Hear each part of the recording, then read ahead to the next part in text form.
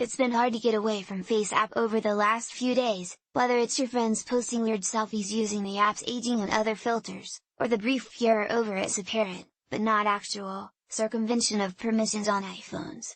Now even the Senate is getting in on the fun. Senator Chuck Schumer, DNY, has asked the FBI and the FTC to look into the app's data handling practices. "I write today to express my concerns regarding FaceApp," he writes in a letter sent to FBI Director Christopher Wray and FTC Chairman Joseph Simons. "I've excerpted his main concerns below. In order to operate the application, users must provide the company full and irrevocable access to their personal photos and data.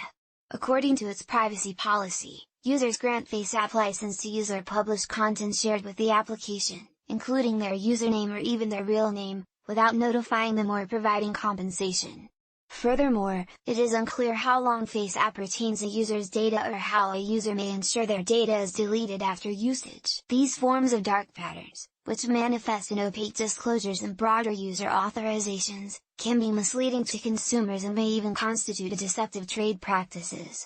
Thus, I have serious concerns regarding both the protection of the data that is being aggregated as well as whether users are aware of who may have access to it. In particular, FaceApp's location in Russia raises questions regarding how and when the company provides access to the data of you, as citizens to third parties, including potentially foreign governments.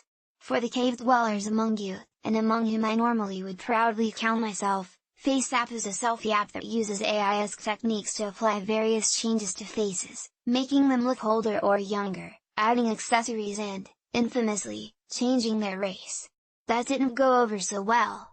There's been a surge in popularity over the last week, but it was also noticed that the app seemed to be able to access your photos whether you said it could or not. It turns out that this is actually a normal capability of iOS, but it was being deployed here in somewhat of a sneaky manner and not as intended. And arguably it was a mistake on Apple's part to let this method of selecting a single photo go against the never preference for photo access that a user had set.